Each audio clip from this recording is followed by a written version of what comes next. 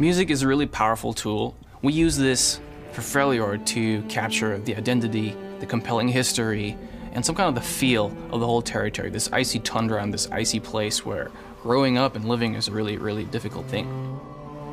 The coolest part about being a composer at Riot Games is that every single day I can just walk through the rows of the art department.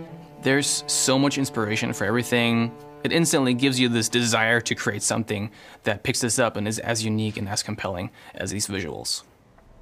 So I called up Alex Temple and Sebastian and Jean from Hollywood Scoring, and we sat down and started to develop this idea of Freljord's music. The music of the Freljord map is built on this steady march rhythm that we feel has a weight that really helps you feel like you're in the middle of a battle. We felt like the very typical orchestral elements and instruments don't fully give us the best idea of what Freljord can be like.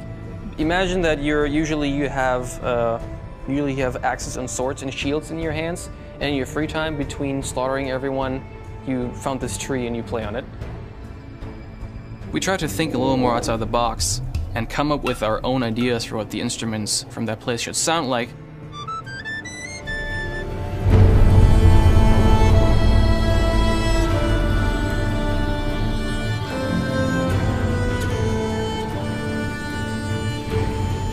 For example, a nyckelharpa, which is a really old traditional instrument from Sweden.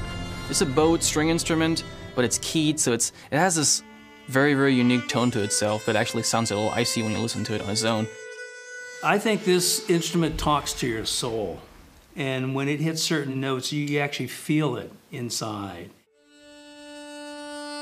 The viola da gamba is some kind of a medieval version of the cello, and it also has a rougher tone. It doesn't sound as developed.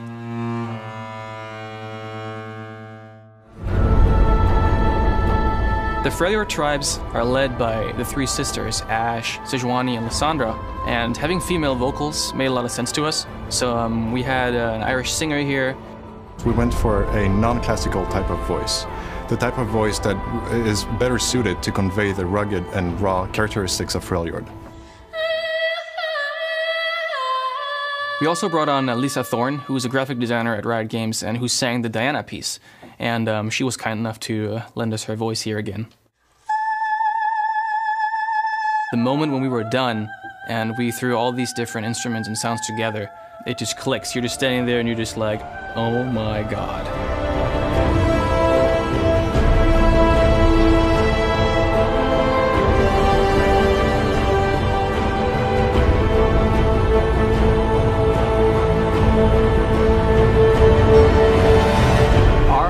Is that over the next few months and years that we can start to unveil more and more of our world and give you guys a taste of the depth in the stories and the visual exploration that we've been doing in the last few years in a way that will expose more of the League of Legends universe.